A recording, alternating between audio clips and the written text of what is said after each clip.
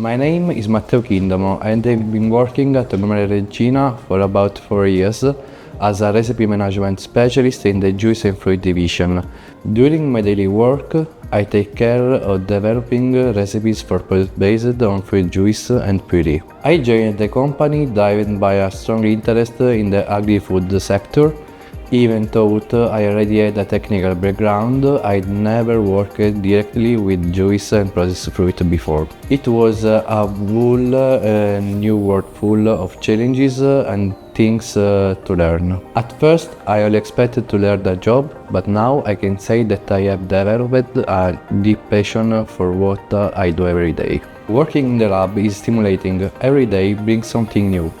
From raw materials evaluation and recipe development to stability testing and sensory analysis from both raw materials and finished product. One of the most fascinating parts is seeing how an idea can become a real product ready for the market.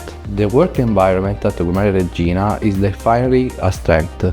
We are a close-knit team with a strong sense of collaboration, and even in the busiest moment we support each other. Over the years I've grown a lot, technically and personally.